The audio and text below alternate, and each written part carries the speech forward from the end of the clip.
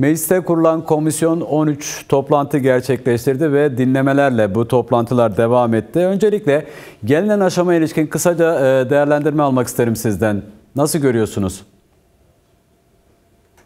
Evet, süreç bir şekliyle ilerliyor. Ancak toplumda ve hepimizde, özellikle demokratik siyasetin bütün kanalları, bütün mekanizmalarında oluşan şöyle bir kaygı ve yargı var açıkçası. Bu sürecin oldukça uzun bir evreye yayılması gibi bir durumla karşı karşıya kaldık bu geçen bir yıllık süreçte. Aslında biraz daha somut adımların atılması, en azından yol temizliği kabilinde yapılması gereken işlerin bugüne kadar yapılmış olmasını bütün toplum olarak bir beklenti oluşmuştu. Bu beklenti bizde de vardı. Elbette komisyonun oluşması, komisyonun dinlemeler yoluyla Türkiye'de var olan bütün sorunlara dair bir muhatabiyetlik oluşturması, bunları kayıt altına alması, deyim yerindeyse bunların çerçevesinde Türkiye'deki sorunları bir kez daha olsun resmi bir mekanizma eliyle dinliyor olması önemliydi. Ama bu süreç çok uzadı. Bu süreç şimdiye kadar somut adımların atılmasına ön ayak olmalıydı. Maalesef bugüne kadar böyle bir işlev görmemiş olması bir kaygı gerekçesidir. Yani hepimizde, bütün toplumda, demokratik siyasetin kendisinde böyle bir kaygı oluşmuş durumda. Yine Sayın Öcalan'ın dünkü görüşmede de ifade ettikleri bu minvalde. O nedenle bütün bu süreci böyle olumlu olarak görmekle birlikte bugüne kadar somut bir muhtevaya oturmamış olması, somut bir çerçeve kazanmamış olması kaygıyla karşıladığımız bir durumdur. Böyle ifade edeyim. Peki değerli Güler Yüz, şimdi Önder Apo ile dün yapılan görüşmede Önder Apo'nun verdiği mesajlardan bir tanesi de yine 27 Şubat'ta yapmış olduğu çağrıyı hatırlattı Önder Apo ve sürecin siyasi ve hukuki gerekliliklere bağlı olduğu mesajını verdi. Bunu biraz sizin de değerlendirmenizi isteyeceğim. Yani sürecin ilerlemesi... Esas mesele bu. Yani Sayın Öcalan 27 Şubat'ta Türkiye kamuoyuna, dünya kamuoyuna büyük bir seslenişle yeni döneme nasıl yaklaştığını ifade etmişti. Bu meyanda yeni kararlar aldı. Tarihi ve stratejik açıklamalar yaptı. Bütün kendi paydaşları hareketinin bu konudaki yaklaşımları da müspet oldu. Bu konuda yine tarihi adımlar atıldı ve kararlar alındı. PKK, FETÖ başta olmak üzere silahların bırakılmasına dönük ortaya çıkan irade hakikaten tarihseldi. Ama bütün bu sürecin sonuca ulaşabilmesinin bir tek şeyi vardı, bir tek gerekçesi ya da şartı koşulu vardı. Siyasi ve hukuki düzenlemelerin bütün bu sürecin önünü açacak, bu süreci sonuca nihayete erdirebilecek koşulu buydu. Siyasal ve hukuksal düzenlemelerin yapılmasıydı. Bugüne kadar bu henüz gerçekleşebilmiş değil. Biz tekrar komisyonun kurulmuş olmasını bu minvalde atılmış bir somut adım ve bütün bu sürecin hızlandırılması, bu sürecin takibi açısından gerekli ve somut bir adım olarak değerlendirmiştik.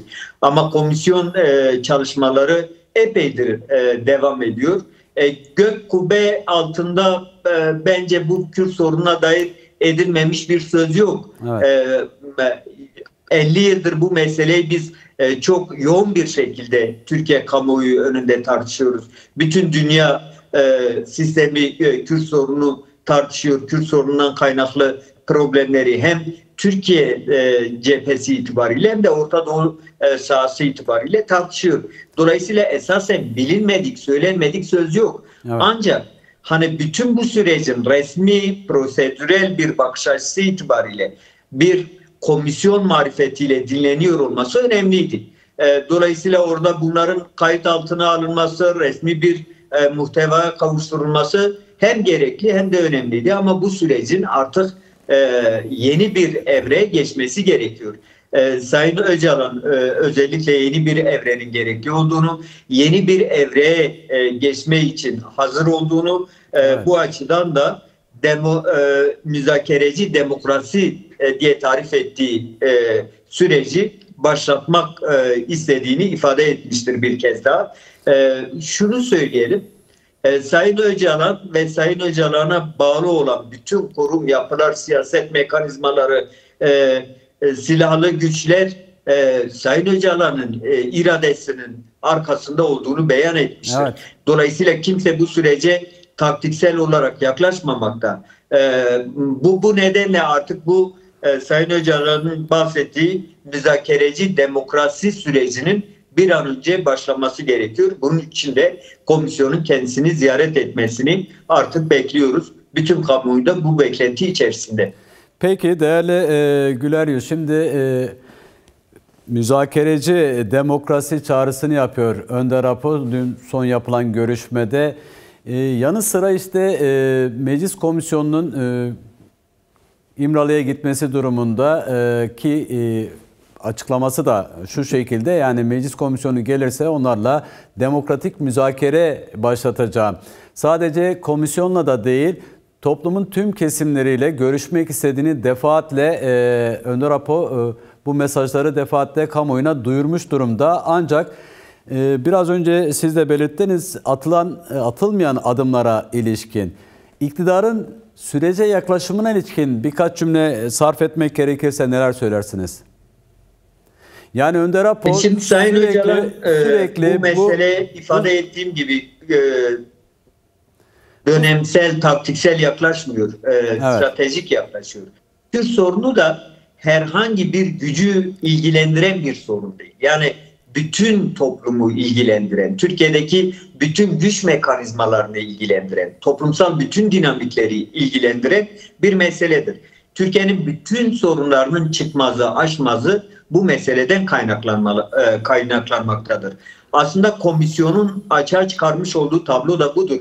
Komisyona herkesin gidip kendini anlatma ihtiyacı duyması da bu nedenle ilintilidir. Dikkat ederseniz komisyona giden herkes Kürt sorunu ve Kürt sorunu bağlamında ortaya çıkmış olan kriz süreçlerini komisyona aktarmakta. Bunun sonuçlarıyla ilgili anlatımlar gerçekleştirmektedir. Dolayısıyla da Sayın Öcalan bütün bu süreci toplumla esasen tartışmak istedi. Sadece devlet yetkilileriyle, devletin çeşitli mekanizmalarıyla değil, örneğin muhalefet partilerinin hepsiyle Sayın Öcalan görüşmek istedi. Sayın Öcalan bu meselenin siyaset üstü ele alınması gerektiğini söylerken bütün toplumu ilgilendirdiğini bildiği için bu talepte bulundu.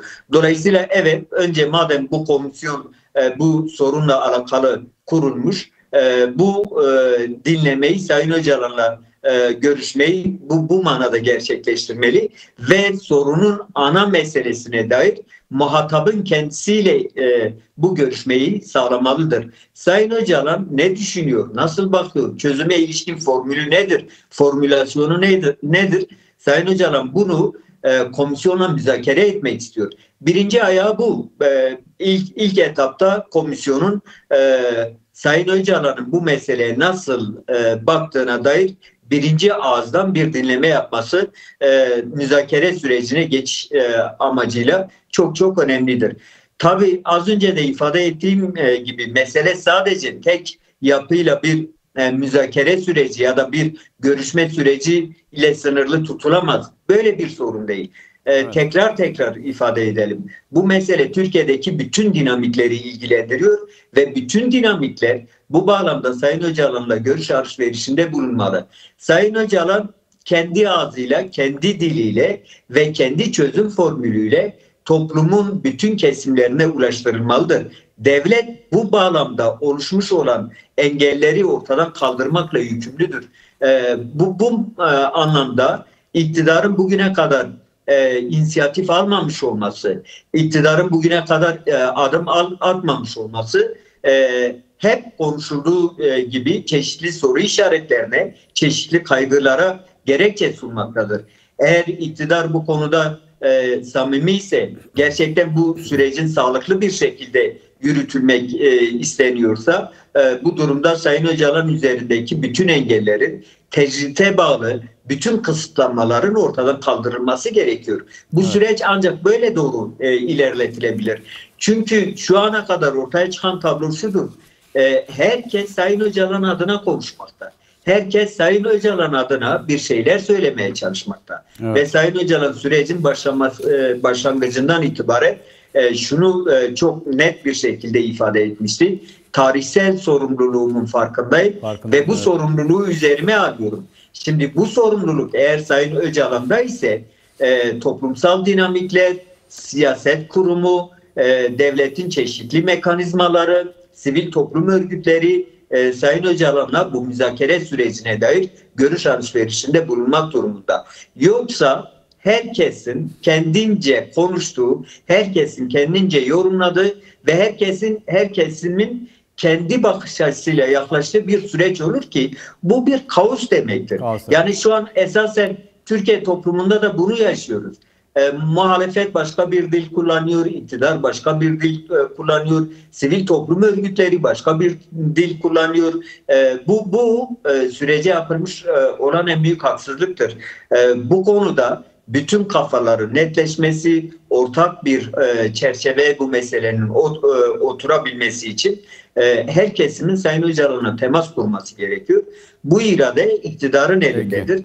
İktidar bu konudaki engellemeleri, bu konudaki çekinceleri ortadan kaldırmalıdır. Hatırlarsanız bir önceki görüşmede, avukat görüşmesinde Sayın Öcalan siyaset kurumunun bu konuda meseleye dar, çıkarsal hesaplar içerisinde rantçı bir tutumla yaklaşmaması gerektiği uyarısını yaptı. Evet, bu siyaset üstü yaklaşılması gereken bir konu. Muhalefet de iktidarla böyle yaklaşamaz. Siyasal hesaplar yaparak bu sürece yaklaşamaz, yaklaşmamalı.